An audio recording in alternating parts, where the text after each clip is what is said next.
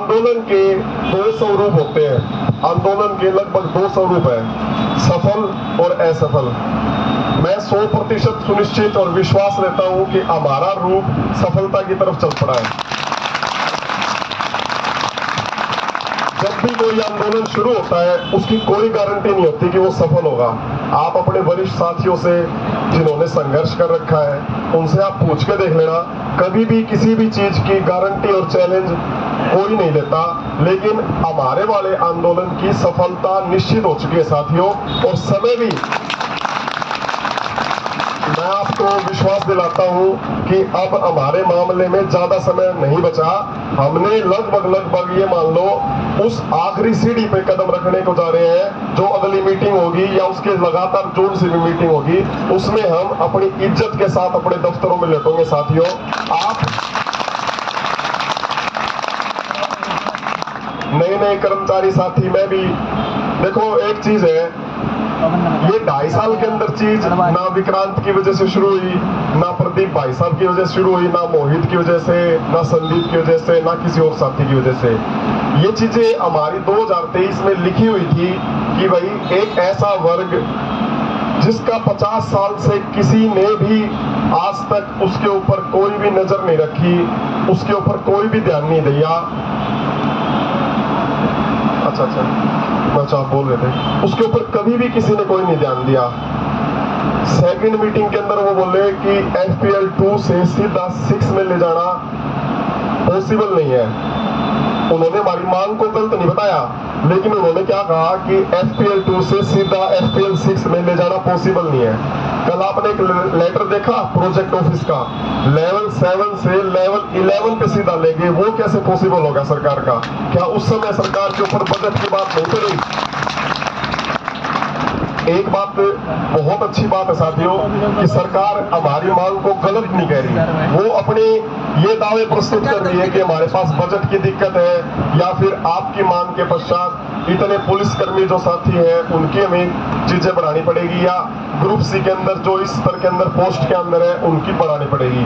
आप सोच के देखो, हमने सरकार को वो पेज भी दिया कि HSSC की नोटिफिकेशन में 10वीं के अंदर मैथ साइंस सभी के पास होता है, उसके अंदर स्पेशल ये लिख रखा है लैब अटेंडेंट एक पोस्ट होती है जिसकी बेसिक पे 2400 GP यानी कि 25,500 है, और वो 10वीं पास मांग रखा है, ना उसके साथ कोई डिप्लोमा ना कोई और हम उसी डिप्लोमे पे उसी 12वीं की क्वालिफिकेशन में जो दूसरे पद 35,400 और उससे ऊपर ले रहे हैं, हम भी उसी के सक्षम हैं। लेकिन सरकार हमारी संख्या और हमारी ये जो गतिविधि चल रही है इसको लंबा खींचने का कारण भी ये है कि धीरे धीरे साथियों में निराशा आ जाए, धीरे धीरे इनके आपस के गुट बन जाए, और धीरे धीरे ये अपने पदाधिकारियों पर ही प्रश्न उठाना शुरू कर दे। सबसे बड़ी नीति उनकी यही है, लेकिन सरकार की वो सारी की सारी नीतियां विफल होगी जब उन्होंने देखा कि नो वर्क नो पे के लेटर के पश्चात भी, धारा 144 के पश्चात भी इनका जज्बा टस से मस नहीं हुआ। और सबसे बड़ी जीत हमारी यही है साथियों कि आपने जो परिवार बनाया है इसको संभाल के रखना। मैं बड़ाई नहीं कर रहा CAWS की, आपके संगठन की बड़ाई नहीं कर रहा, लेकिन आप अपने वरिष्ठ साथियों से पूछ के देखना कि कभी भी ऐसा भाईचारा, कभी भी एक साथ इतनी शांति से, इतनी एकता से और इतनी सद्भावना से कभी इकट्ठा नहीं हुआ था। इसलिए आप जो दादरी में इकट्ठी कर रहे हो, ये एक ऐसी याद इकट्ठी कर रहे हो कि भविष्य में आने वाली कोई भी कर्मचारी होगा इस वर्ग का, वो आपको हमेशा याद रखेगा साथियों, और इस चीज का आप हमेशा के लिए जिंदा जागता सबूत बनने जाने लग रहे हो। मेरे से बहुत सारे वरिष्ठ साथी भी यहाँ पर बैठे हुए हैं, बाबूजी भी बैठे हुए, मैं सामने देख रहा हूँ। मुझे पद दे दिया, लेकिन इस सारे पद की जिम्मेवारी निभाने कौन लग रहा है? जैसे भाई चाय पिलाने लग रहा है, कोई टेंट का इंतजाम कर रहा है, कोई रात को इन गद्दों को इकट्ठा कर रहा है। असली दायित्व है और असली इस मुहिम की जो मजबूत जड़ें हैं, ये वही साथी हैं जो अपनी अपनी जिम्मेवारियों से काम निभा रहे हैं।